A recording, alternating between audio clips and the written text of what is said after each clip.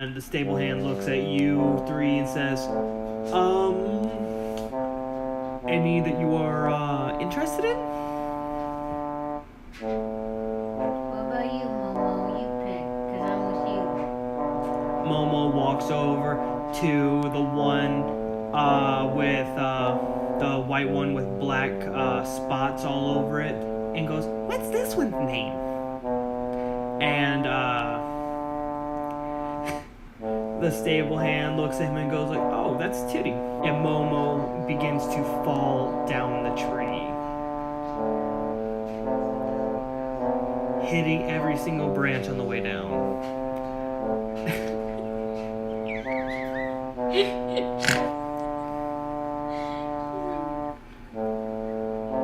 And falls and hits his crotch on an uprooted tree root as he hits the ground.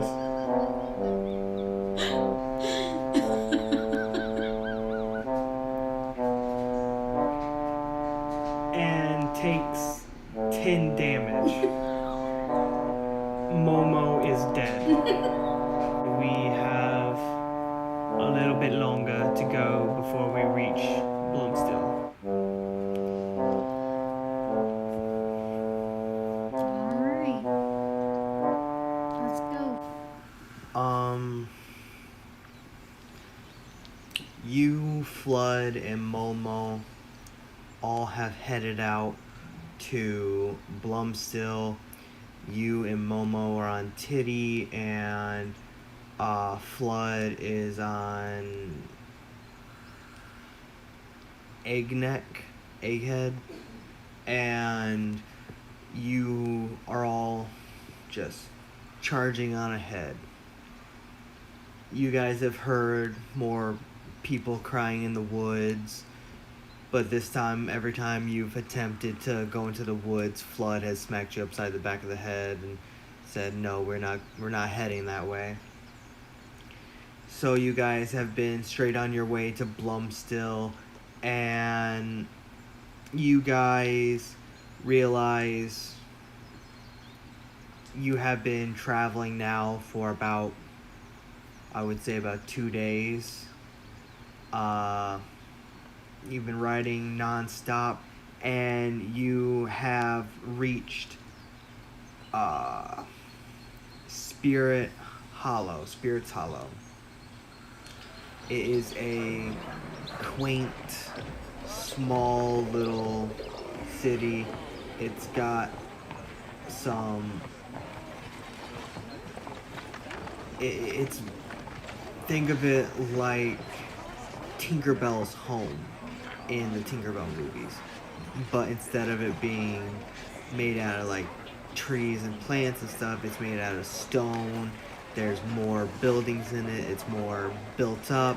There are some big structures in it, so you can see that there's like an orc who lives in the town. There's a gnome, a dwarf, and you see Flood aim Egghead and Titty to go towards Spirit's Hollow. This should be interesting. Oh yeah, Momo loves Spirit Hollow. Spirit Hollow was very fun. Momo fancied a lady here at one point. Momo. We'll have to get into that later.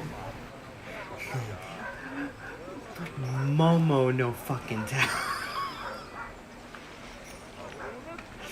He says with like his still hanging with his on his stomach on the horse he's riding. He says that you can hear a chuckle but a little bit of pain, and you can feel his like arm reach around and like go under him, and he's like feeling his crotch because it still hurts a little bit, and he's like feeling the family jewels. He's like, one big one. I don't think I'm supposed to have 3. And you hear that as he's mumbling it under his breath. He's like slowly counting things. And Flood looks at you two and goes, yes. So, as Momo said, he's been here before. Momo will hopefully be able to tell people what our deal is, what we're supposed to be here for, and get us more supplies, and hopefully convince people to give us some things. And you, Sid Maybe. That's right, Sid Maybe. We've been traveling together for 3 days. I should remember your name by now. Sid Maybe. Since Spirit's Hollow is mostly a fairy and pixie hub, you will also be doing a lot of the bartering, the communications, the fucking around, the getting what we need. I'll try. No promises. Alright, and he points over to a guard and says, alright, I want you to go talk to that guard over there and let him know that we mean no harm, even though we look spooky. And you look at him, he's covered in like mud, no blood. There's a little bit of blood still on him, but it's been raining for like the last 4 hours and he's drenched. The only thing on him that still has anything is the mud, because he got knocked off his horse like 20 minutes into the ride. And he is looking at you and he says, let them know that we mean no harm, we're good, we're just here to resupply, and then we will essentially be on our way. Okie dokie. Hi, so my big friend guy over there wanted me to tell you that we're here to destroy your town. And, yeah. Oh, well, well, I can't let you destroy the town, you see, but, you know, I have just the thing for you to go and destroy. And he points over to a brick building. It looks like a modern brick building from when you were in your world. It's structurally sound, doesn't look like it's made out of pure rock. This is actual brickwork. And he says, over there is Mistress Deer, and you know she's all about destroying things. So if you have anger issues or anything like that, I highly recommend going over to talk to her, by the way, I do say. Sounds good. I'll let him know. Thank you. Oh, no, thank you. You. And you just see him, like, slowly shut the visor on his helmet and shut the door that he was behind and slowly lock it and peer behind a blind with one eye standing out. And you see him and he's looking at you like Michael Myers behind a cape, but more goofy, like like this man has just seen something. Alright, so he says go talk to the person in that building over there and we'll get what we need. Flood and Momo both look at you and say, what building? What building? The big brick building over there. What's a brick? You. The sturdy building, big building over there. Go to it. Flood gets off his horse and ties it on part of the stable end. Does the same to Titty. Takes Momo down and like slowly drags him by like the back of his collar across the floor because he's still having trouble walking after his nuts. and you see him go and just walk right up to the brick house, and this is a magnificent brick house. This is the nicest house you've ever seen. If you were to see this in modern times, you would think that this was a gazillionaire's house. And Flood looks at you and looks at Momo and says, "Are we ready?" I'm ready if you're ready. And you just see him go and just on the door, and you just hear someone go, "Ah, I'll be right there." And you just hear some like slow shuffling, like someone just got out of bed and is struggling to get over to you. Now, Flood, you do all the talking, okay? Flood looks at you and is like, "Are you sure that you want me to do all of the talking, my dear? Because I prefer if you say the majority of the words, because I'm kind of scared. I don't know what's going on here." No, I'm okay. You got this. I'll be here for support, though. Momo, I'm assigning you a new job. No, this is Flood's job. Momo no do. Momo confused. What's going on? That's right, Momo. Shh. Momo's still feeling his sack. He doesn't know what's going on. The door finally like opens up, and there's a young, well, I wouldn't say young, more like a middle-aged dwarf.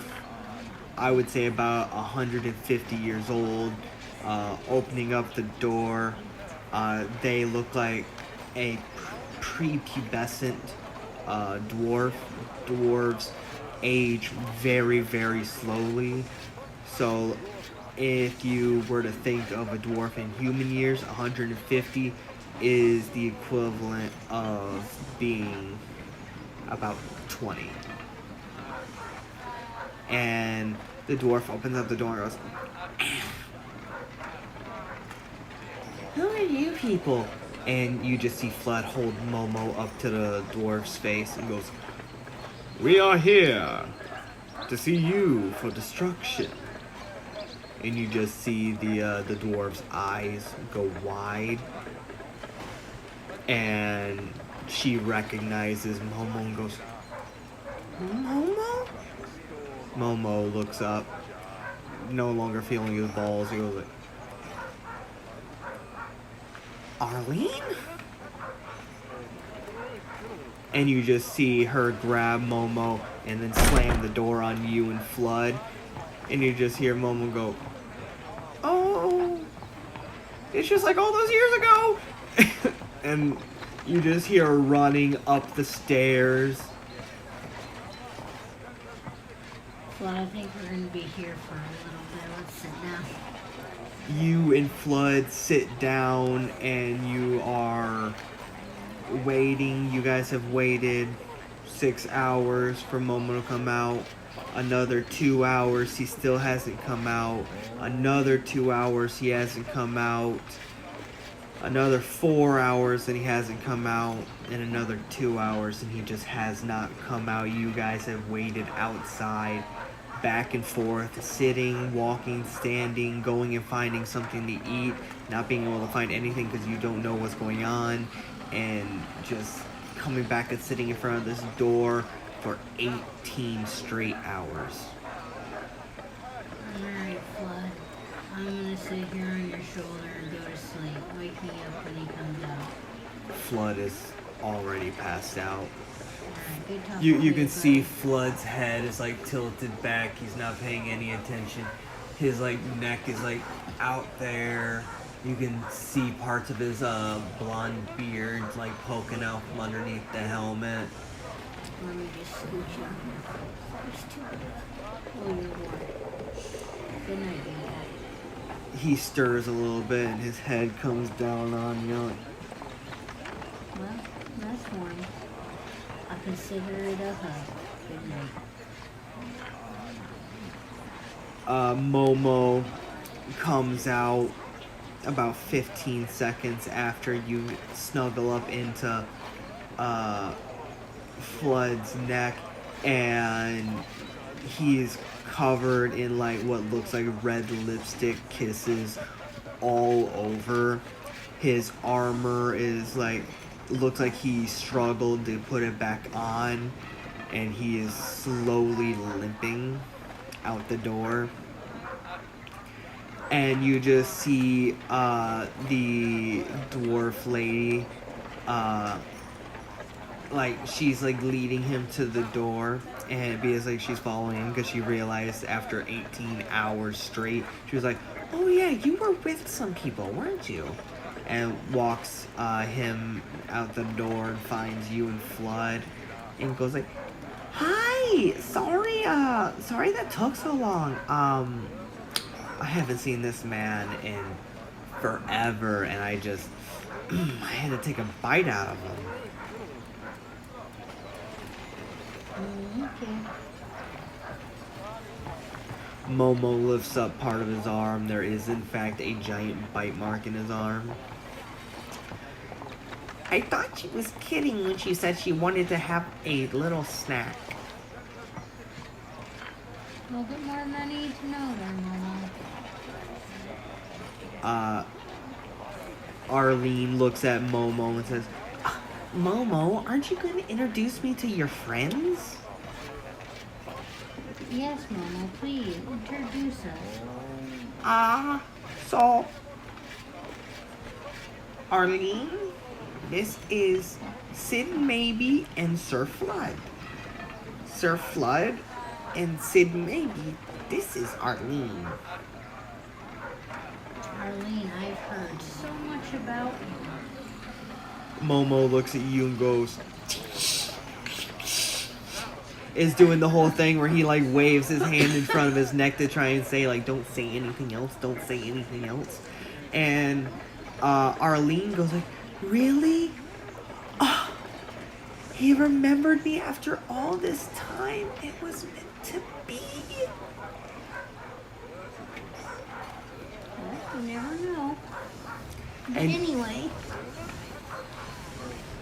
you can see that she is literally dolled up. So I want you to picture, this is how I'm going to describe her, right? Think of Dolly Parton mixed with, is her name Margaret Robbie? Those two mixed together, but as a dwarf.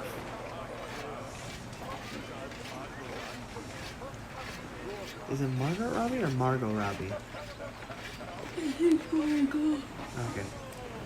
Those two mixed together, that's a dwarf. That is her. And she looks at him and goes like, oh, it's been so long. It's been, what, 7 years since you've been here? And Momo goes, yeah, Momo been busy. Momo became a Knight Apprentice. And Flood is still asleep, hasn't heard a single thing. He heard Knight, he's like, shut the f up, Momo.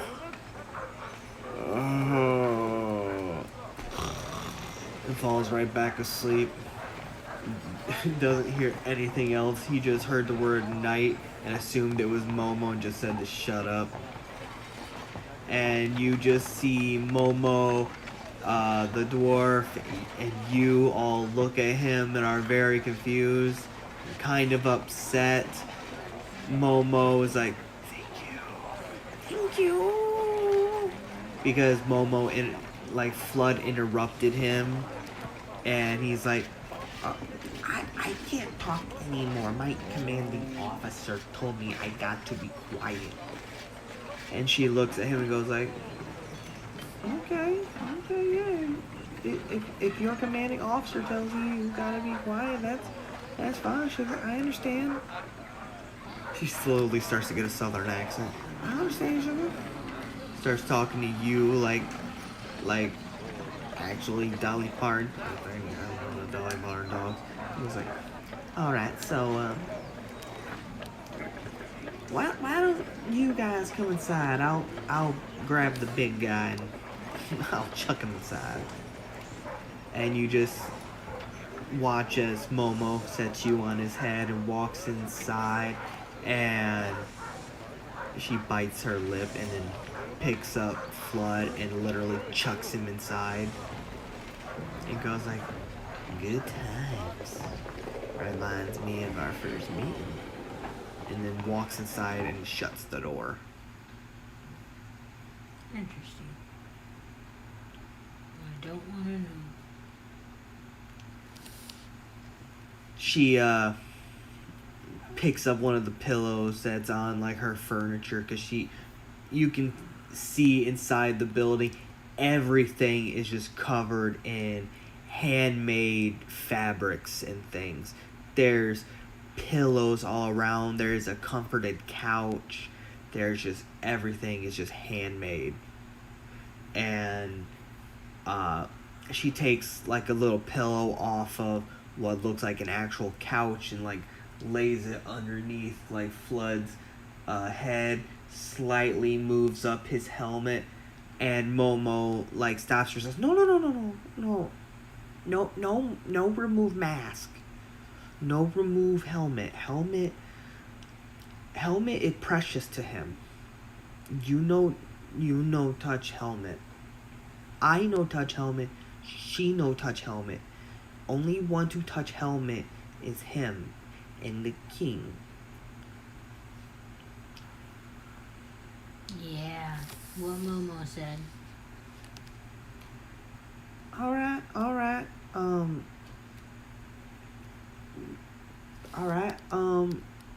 Well, after all this time, I don't think I actually got any information about why you all stopped at my door. Well, Momo, if I can speak to her for you, since Flood told you that you can't talk right now. You just see him start shaking his head. We're traveling and we need to stop in town for some supplies and something to eat before we head back out, and the nice guards over there pointed us in your direction. And she looks at you and says, What guard told you to come here? The creepy one that's inside looking through the hole.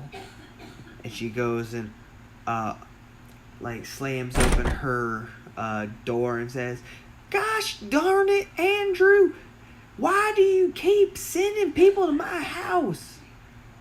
You know I don't sell things. You know I don't buy things. You know I don't do nothing here.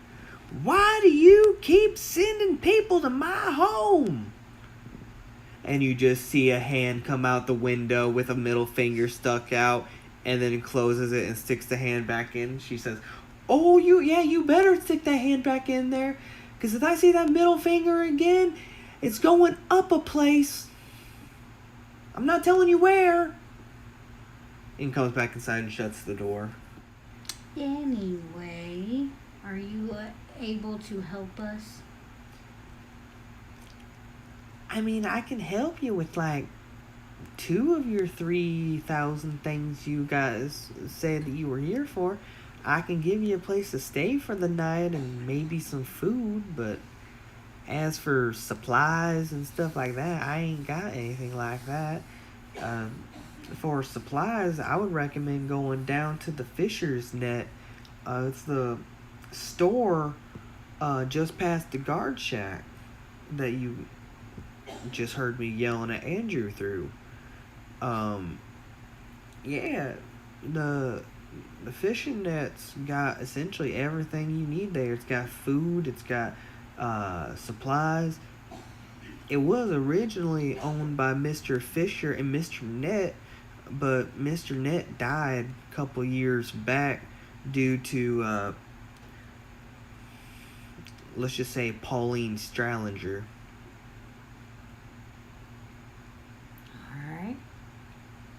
Well, a place to stay and some food sounds great. We'll figure out the supply thing tomorrow. All right, let me show you to your rooms. Yes, please. And maybe the washroom, 'cause it was raining and my wings are wet. All right. She grabs Flood in the little like pillow that she had for him, sets the pillow back up, and like puts Flood over her shoulder and says, "All right, follow me." I'm following. Lead the way. She begins leading you all to your bedrooms. She drops Flood off first and just like sets him on the bed and shuts the door and says, "All right, so this gentleman will be in here. Now I want you to know, no funny business in my home. Understand me?" Definitely not. All right. She shuts the door and she walks you to your room, and you open it up, and it is a beautifully elaborate room. It's got a little what is it called? A ants like display. It's got books all around. It's got the most beautiful bed that you've ever had. Think about your bed when we lived in our hometown. In our very first house, there was the thing that went and covered your roof. It had all the sheets on it, and they came down over and essentially like clouded your room. Think of that type of bed, but with bright blues and blacks all around, with like dots all around it. It looks like you're staring into the galaxy as you're looking at it. And as you're going, you see that there's also a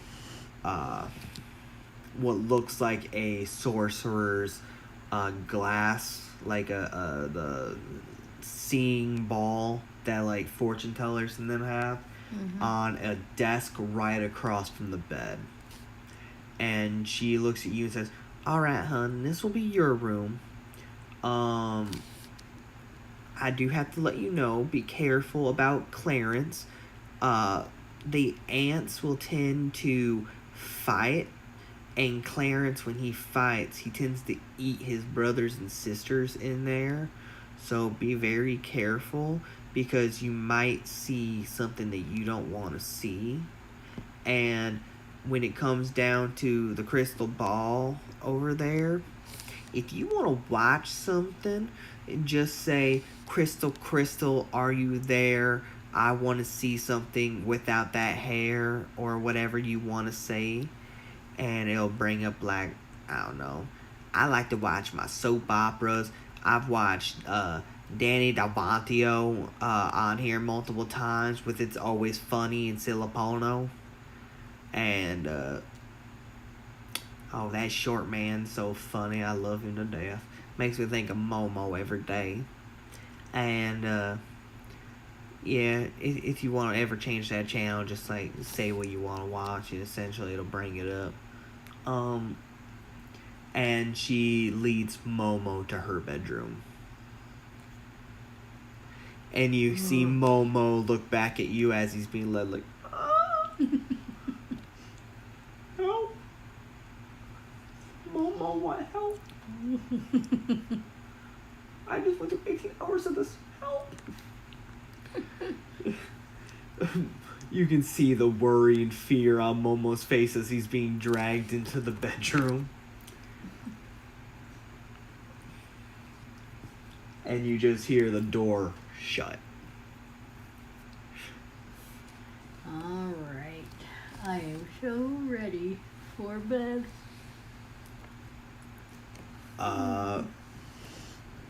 And you prepare for bed. You just hear Momo go, "Oh!" It's very thin walls. You can hear everything. Well, I got enough hair. I'll just put it on in my ear. You can hear it through your ears. I have thick hair. Your hair's not even close to thick enough.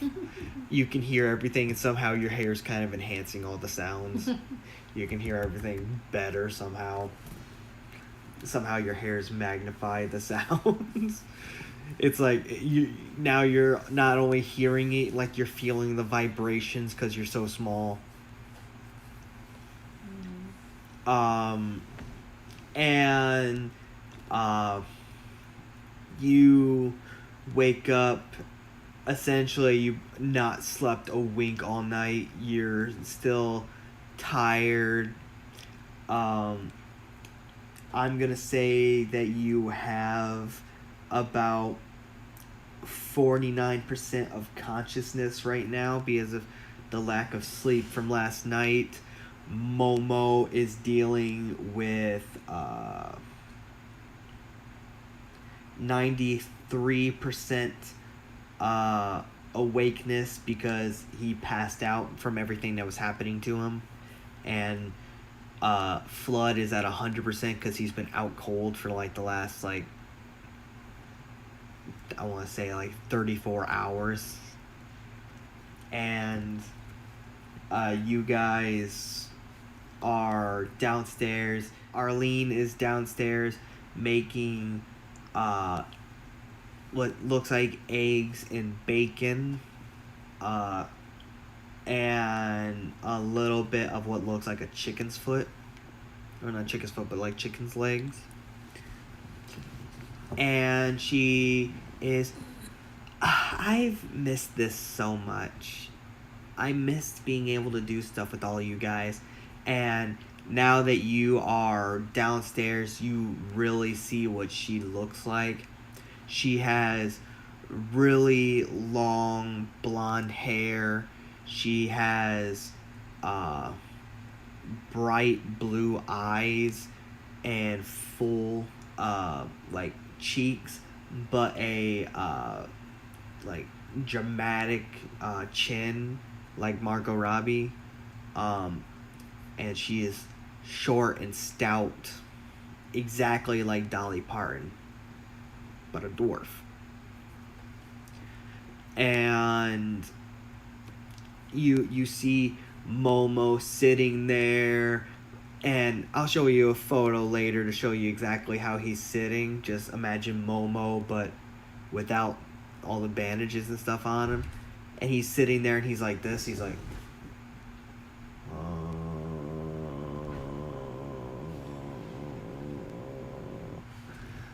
he's barely there, even though he's completely there. And she looks at him and says, "Are you ready for food?" And you just see him perk up and go, "Food. Everything is worth it with the food." And like Momo, let's say his hair was to the side and stuff like that. His mohawk was angled to the side. It was like drooping and stuff like that. And he heard food. His mohawk went up. His mohawk is now like full stagnant. It is erect.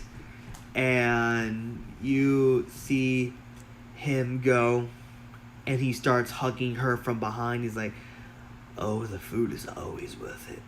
And Momo did not sound like Momo for a hot second. And you see Sir Flood come down. His helmet is like partially off. You can tell that he was just like messing with like his nose and stuff. His helmet was up a little bit. You could still see like his beard and the cut across his mouth and the his beard, and you can see the cut more like dignantly now. Like it goes from like his chin up through his mouth, going up near his nose, and appears to still be going up towards where his eye is.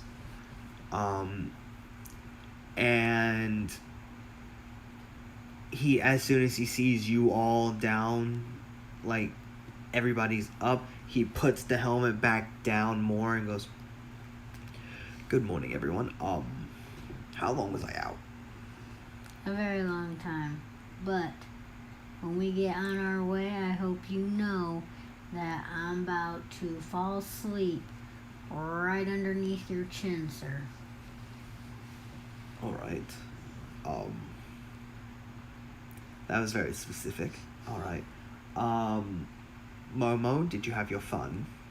And Momo looks over at him and goes, "Oh yeah.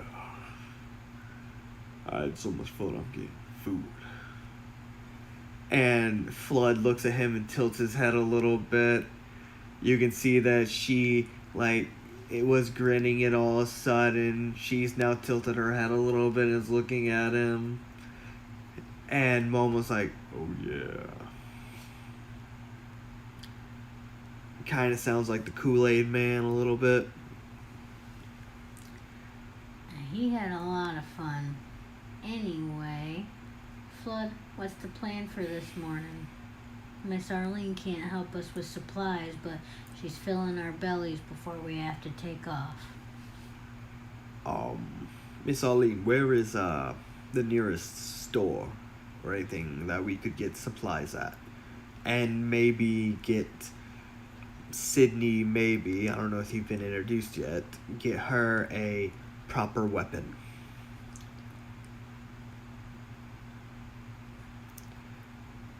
And Arlene looks and she's thinking and goes, "Well, I have met Sid maybe. I told her and Momo yesterday about the Fisher Net store.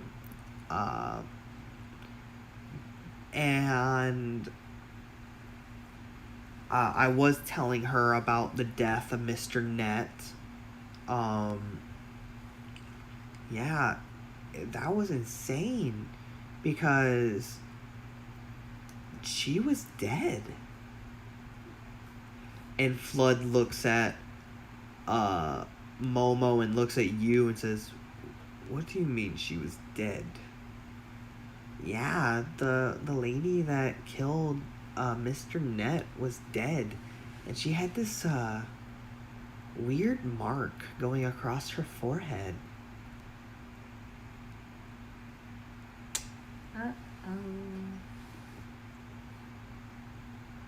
Momo looks up at her and looks at Flood, looks at you, looks at Arlene, looks back at Flood, and then looks at you, then looks at the food, stares at the food, looks back up at Arlene, looks at you, and looks at Flood and goes, What was the mark?" as he's getting food out of the pan.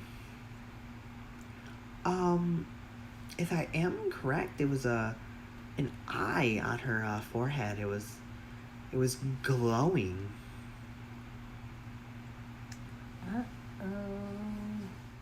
Oh.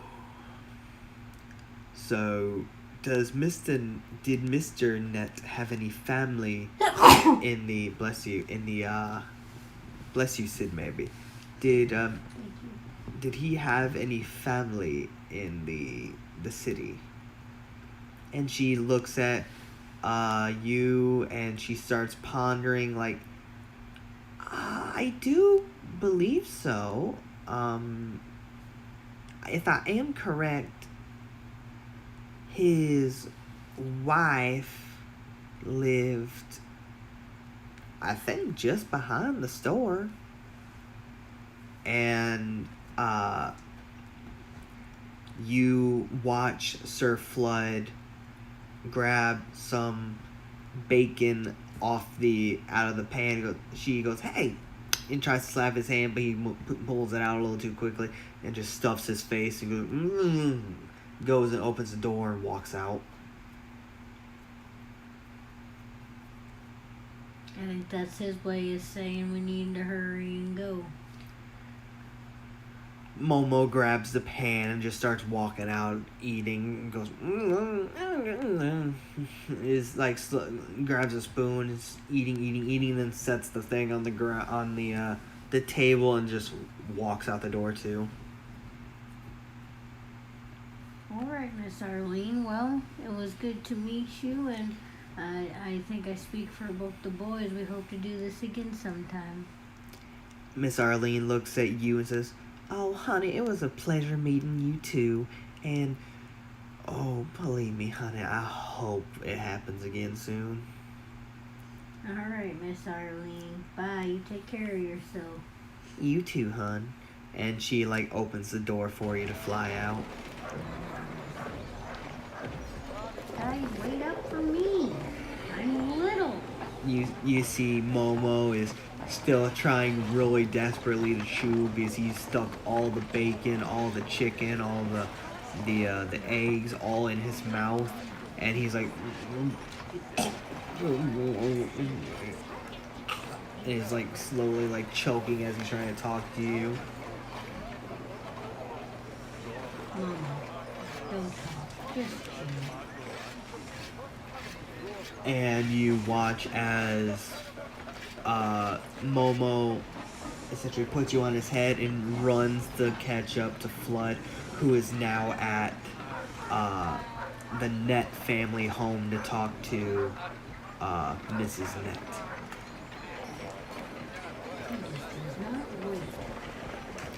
And you just hear as he begins to bang on the door to Mrs. Net's house, and Mrs. Net opens up and goes, "Hello?"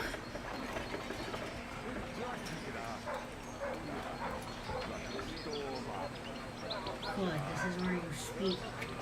You can see that Flood is caught off guard by the crying woman. Hi, are you Mrs. Net? Yes? Hi, we were just wanting to ask some questions. If this is about my husband's inheritance, no, it's very unlikely that you're in it. If you're his child, I'm gonna kill the man again. If you are a lover, I'm gonna kill you. If it comes down to it and you are hoping to get your stock investments back from Fisher and Net, I'm sorry, that ain't happening. It has to do something with how he died. I guess I can talk, I guess. We just wanted to know about the woman. We heard something on her forehead. Could you clarify that, please? Oh, yeah, she had this glowing red eye on her forehead. But the thing is, she was dead for a week before she killed my husband. How'd she die? She was publicly executed. And why did she kill your husband? That I don't know about, because when it comes down to it, my husband was just a businessman. He didn't do anything. He wasn't even there when she was executed, so I don't understand why she would have killed him. What about you? Did you know her? I mean, kind of. Everyone in town knew of her at least. She was convicted of stealing from a family, and one of the last people that she stole from was beat to death because of money that was taken from him. Once that was discovered, she was sentenced to death for aiding and abetting in murder.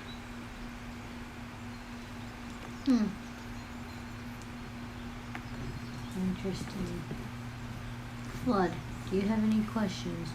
He is still taken slightly aback because she reminds him of someone that he used to care about, and he snaps out of it and goes, sorry, yes, one, sorry for your loss. Two, we might know what's going on, but we need to know a little bit more, if you don't mind us asking. No, I don't mind, I guess. You said that your husband had an inheritance and stuff like that, correct? Yes. Was there any chance that the lady that was executed was part of his inheritance? Not to my knowledge, no. I mean, there was a lot of people that tried to say that my husband had an affair child a long time ago, but that was before me and him ever got married. And yeah, I know that I am a lot younger than my late husband, but I already knew I wasn't going to be part of his will or anything. If he had a child that I didn't know about, then I don't know. There's a good chance that it could have been her, maybe, but I don't know why a dead woman would want someone else dead to get her inheritance. Flood looks at you and looks at Momo and looks at you and goes, do you think what I'm thinking? I think so, but I don't want to be. Alright. Is the zombified woman, is she dead? I don't know. The last anybody saw her, she ran into the woods. Don't break the woods. Do you know what direction? I think she ran towards Blumstill, if that makes any sense. And Flood looks at you and says, well, I guess we have another quest on the way.